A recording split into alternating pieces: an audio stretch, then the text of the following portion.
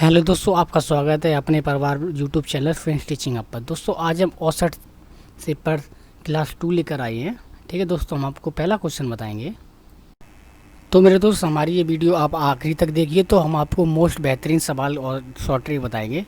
तो दोस्त, मेरा पहला क्वेश्चन है अपना, 7 के प्रथम 40 गुणजों का औसत मान ज्ञात कीजिए। तो इसमें दोस्त बोला है गुणज। ठीक है दोस्त, गुणज बोला है। तो हमको क्या करना है, 7 के प्रथम। ठीक है दोस्त, तो 7 के प्रथम 7 एक हो गया पहला वाला, इंटू कॉमा 14 गुणजों में बोला है। ठीक है दोस्त, तो 7 दूनी 14 और 7 21, ऐसे करके dot dot dot dot dot 7 का मल्टीप्लाई करेंगे हम 40 बार। ठीक है दोस्त, 40 बार करना है हमको।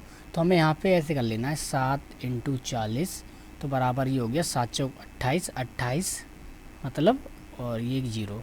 ठीक है दोस्त, तो हमारा ये हो गया अंतिम पद हमारा 280 और प्रथम पद हमारा 7। तो दोस्त हमारा ये फॉर्मूला था, अगर औसत मान निकालना है तो औसत मान के लिए हमको प्रथम पद प्लस अंतिम पद बटे 2 करना है। ठीक है दोस्त, तो हमको क्या करेंगे, सबसे पहले औसत बराबर प्रथम पद हमारा है 7 प्लस अंतिम पद है हमारा 280 बटे 2। अब हमको ये जोड़ लेना है, 280 प्लस 7 बराबर 287 बटे 2। अब हमको इसमें दोस्तों सबसे पहले भाग देना है, तो ये कट के 143.5। ठीक है दोस्त, ये हमारा आएगा। जब हम 287 में 2 का भाग देंगे तो 143.5 आएगा। ठीक है दोस्त, तो हमारा ये पहला क्वेश्चन पूरा हुआ। अब हम आपको अगला नेक्स्ट क्वेश्चन बताएंगे जो कि और भी बेहतरीन क्वेश्चन होगा। तो मेरे प्यारे भाइयों, आपको ये क्वेश्चन समझ में ज़रूर आया होगा। ठीक है, तो हम आपको आगे अगला क्वेश्चन बताते हैं। तो हमारा अगला क्वेश्चन है, तो मेरे प्यारे दोस्तों हमारा दूसरा क्वेश्चन है, 1 से 100 तक की सभी समधन पूर्णांकों का औसत ज्ञात करना है।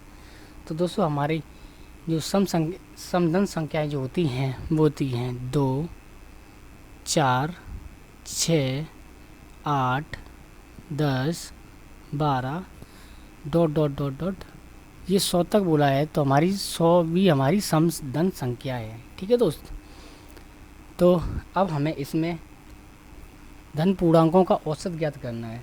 तो हमारा औसत बराबर जो फॉर्मूला है ऊपर वाला, प्रथम पद प्लस अंतिम पद बटी 2। तो दोस्त हमारा पहला पद जो है 2 है और दूसरा अंतिम पद जो हमारा 100 है।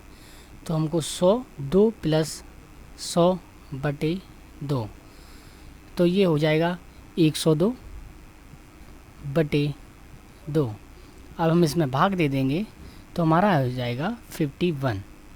ठीक है मेरे प्यारे दोस्तों, तो ये भी हमारा क्वेश्चन पूरा हुआ। अब हम आपको अगला क्वेश्चन बताएंगे।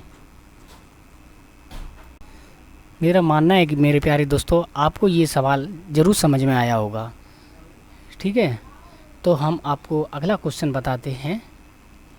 समधन पूर्णांक और विषम धन पूर्णांक सभी के बारे में हम आपको बताएंगे, तो हमारी वीडियो को अंत तक ज़रूर देखिएगा।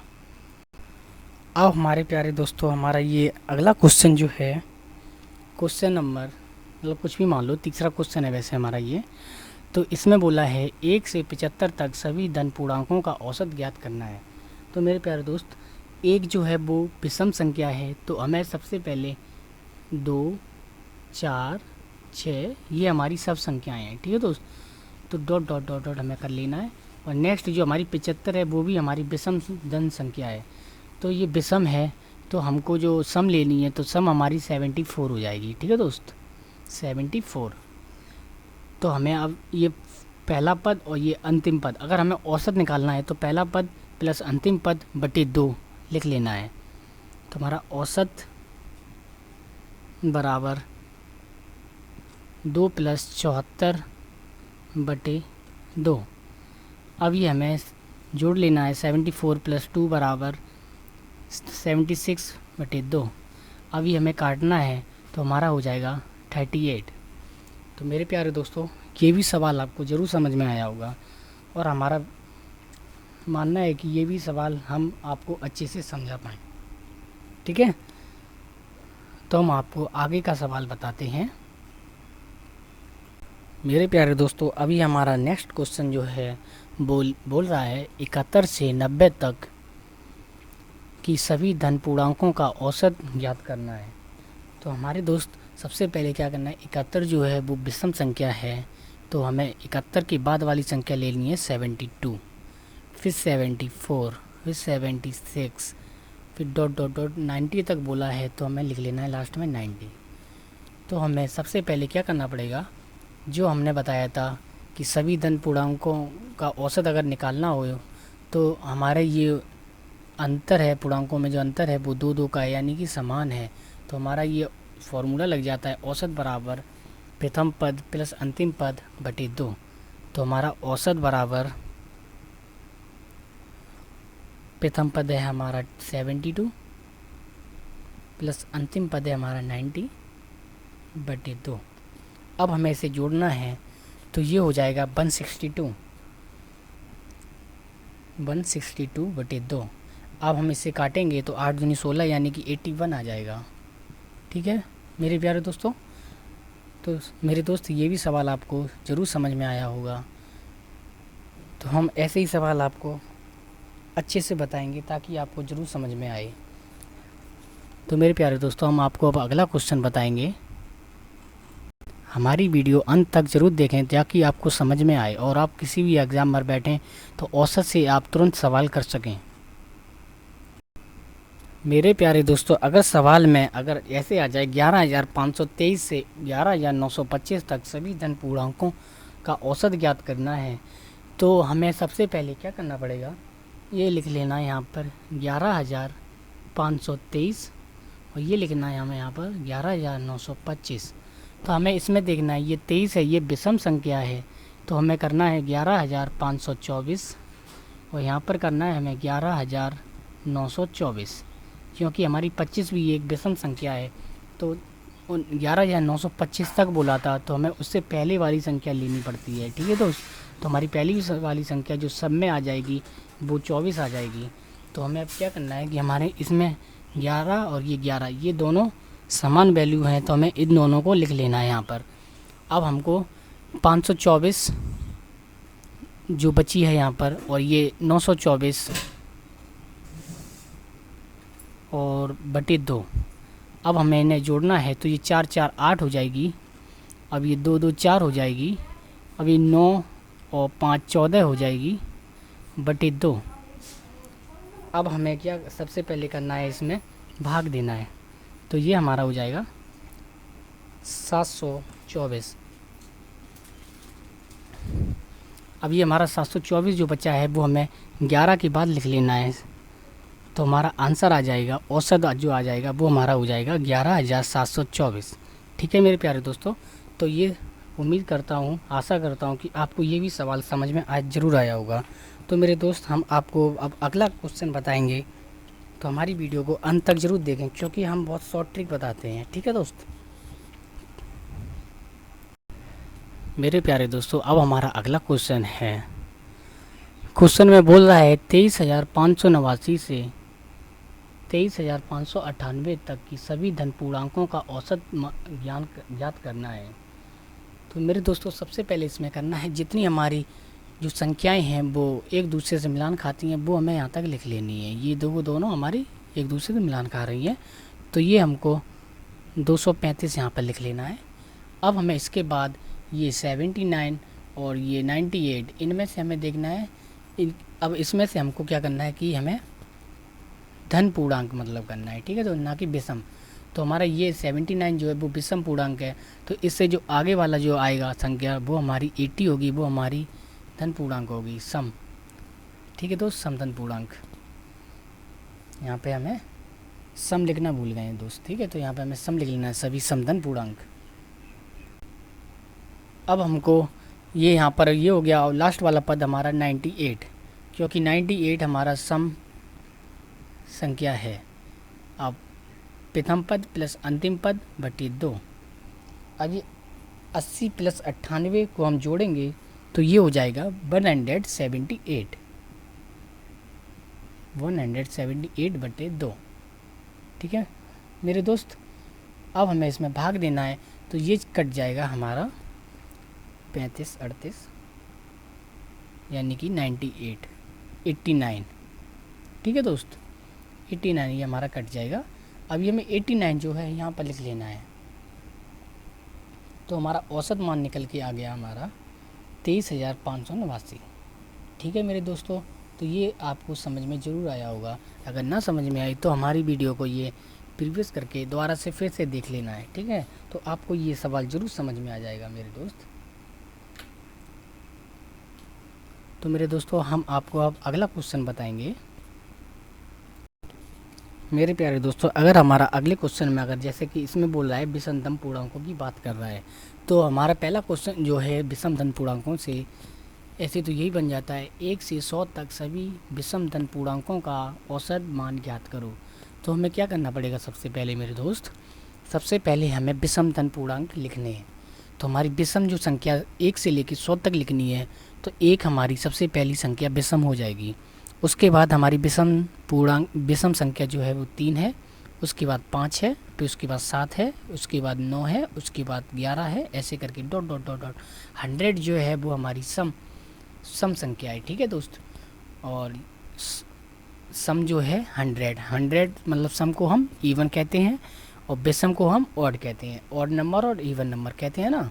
तो ये हो जाएगी हमारी, तो हमारी जो विषम संख्या जो लेनी है 100 तक के बीच में, तो हमारी 99 जो है वो हाईएस्ट लेवल की विषम संख्या हो जाएगी। अब हमारा फॉर्मूला था औसत बराबर प्रथम पद प्लस अंतिम पद बटे 2। तो प्रथम पद हमारा 1 प्लस अंतिम पद हमारा 99 प्लस 2, तो हमारा 99 प्लस 1 बराबर 100 बटे 2। अब ये हमारा कट जाएगा 50। तो मेरे दोस्तों आपको ये सवाल ज़रूर समझ में आया होगा और हमारी आपको सवाल समझाने में पूरी कोशिश जारी रहेगी, क्योंकि मेरे दोस्त हमारे एग्ज़ामों में अक्सर ये सवाल आते ही रहते हैं और हम कर नहीं पाते हैं, क्योंकि हमारी प्रैक्टिस जो होती है वो बहुत कम होती है। अगर हम प्रैक्टिस करेंगे तो हमारे सवाल जल्दी से जल्दी और माइंड में जल्दी सेट हो जाते हैं। ठीक है दोस्तों, प्रैक्टिस करना बहुत ज़रूरी होता है सवालों को करना। ठीक है, तो हम आपको अगला क्वेश्चन बताएंगे विषमतम पूर्णांकों से। नेक्स्ट जो क्वेश्चन होगा हमारा, मेरे प्यारे दोस्तों, हमारा नेक्स्ट क्वेश्चन जो है बोल रहा है 11,721 से 11,793 तक की सभी विषम धन पूर्णांकों का औसत मान ज्ञात करो। तो हमें सबसे पहले हमने जो बताया था आपको शॉर्ट ट्रिक जो है वो हमें लिख लेना है। जो भी हमारी संख्या समान है वो हमें एक साथ लिख लेनी है। तो 117 हमारी जो दोनों में जो समान संख्या है तो वो हमें यहाँ पर लिख लो यहाँ पर। ठीक है दोस्त, अब हमको क्या करना पड़ेगा, सबसे पहले ये 21 जो है वो भी विषम संख्या है, क्योंकि हमें विषम संख्या ही बोली है। तो 21 विषम संख्या है और 93 ये भी विषम संख्या है। तो 21 प्लस 93 बटे 2, क्योंकि हमारा प्रथम पद प्लस अंतिम पद बटे 2 ये हमारा फॉर्मूला है औसत बराबर। ठीक है मेरे दोस्त, तो ये हम नीचे लिख लेते हैं यहाँ पर 170 नहीं दिख रहा, सॉरी, यहाँ पे लिख लेते हैं हम यहाँ पे 170, क्योंकि ये हमारी समान संख्याएं हैं। अब हमको इनमें जोड़ना है, तो ये जोड़ने पर 3 + 1 बराबर यहाँ पर हो जाएगा 4 और ये 9 + 2 बराबर हो जाएगा 11। अब हमें 2 का भाग देना है, तो ये चला जाएगा हमारा 57। तो हमारा ये 57 जो आया है ये हमें 117 के पीछे लिख लेना है। तो हमारा विषम धन पूर्णांकों का जो औसत मान निकल के आ गया वो हमारा यही है 11,757। ठीक है मेरे प्यारे दोस्तों, तो हमें उम्मीद है कि आपको ये भी सवाल ज़रूर समझ में आया होगा। तो हम दोस्त अगला क्वेश्चन बताएंगे आपको विषम धन पूर्णांकों से। अगर मेरे प्यारे दोस्तों अगर क्वेश्चन में पूछ ले प्रथम 5 अभाज्य संख्याओं का औसत ज्ञात करें, तो मेरे दोस्त सबसे पहले हमको अभाज्य संख्या जो होती हैं वो होती हैं रूट संख्याएं। ठीक है दोस्तों, तो हमको 5 प्रथम में पूछा, यानी कि शुरुआत की प्रथम 5 अभाज्य संख्याओं का औसत ज्ञात करना है हमको। तो प्रथम 5 में सबसे पहली हमारी संख्या हो जाएगी, अभाज्य संख्या हमारी हो जाएगी 2, फिर हो जाएगी 5, फिर हो जाएगी 7, फिर हो जाएगी 11, फिर हो जाएगी 13। सॉरी 3 भी तो है, 3 भी तो नहीं कटेगी किसी से। 2, 3, 5, 7, 11, ये हमारी 5 जो हैं संख्याएं वो हमारी अभाज्य संख्याएं हैं। तो मेरे प्यारे दोस्तों, हमें जो सूत्र बताया था पहले हमने, अगर इनके पदों में जो अंतर समान नहीं है, यानी इसमें 1 का अंतर है, इसमें 2 का अंतर है, इसमें भी 2 का अंतर है, इसमें शायद 7, 4, 11, इसमें 4 का अंतर है, तो हमारे जो सूत्र बताया था जिसमें अगर हमारे पदों में अंतर जो समान नहीं होगा तो हमारा उसमें फॉर्मूला लगेगा औसत बराबर पदों का योग। हमने शुरुआत में पहली वीडियो में हमने ये लिखाया था, पदों का योग बटे पदों की संख्या, पदों की संख्या। ठीक है मेरे दोस्त, तो यहाँ पे हमने संख्या लिख दिया है, तो पदों की संख्या। तो सबसे पहले हमको करना पड़ेगा पदों का योग। तो पदों का योग में हमारी पहली जो संख्या है वो है 2। मैं आगे बढ़ के लिखता हूँ, ये 2 + 3 + 5 + 7 + 11 और बटे पदों की संख्या हमारी कितनी हुई है, 1, 2, 3, 4, 5। तो हमारी पदों की संख्या है 5। अब हमें ऊपर वाले को जोड़ना है, तो 11 और 7 होते हैं 18, 18 5 23, 23 5 25, 23 और 3 26, 26 और 2 28। तो हमारी ऊपर हो जाएगा 28, नीचे हो जाएगा 5। जब हम इसको भाग देंगे तो ये हमारा कट के आएगा 55 25, और यानी कि भाग हम जब देंगे तो हमारा निकल के आएगा 5.6। तो मेरे प्यारे दोस्तों, ये भी सवाल आपको ज़रूर समझ में आया होगा। अगर अभाज्य संख्या बोले तो हमें अभाज्य संख्या प्रथम में अगर अभाज्य संख्या बोले तो 2, 3, 5, 7, 11 और फिर 30। अगर 6 तक बोलता तो 30 भी हमारा हो जाता। अगर 7 तक बोलता तो हमारा 50 तो हमारा नहीं होता, ठीक है, 30 हो जाता, और उसके बाद 17 हो जाता, 19 हो जाता, 21 नहीं होगा, 23 होगा।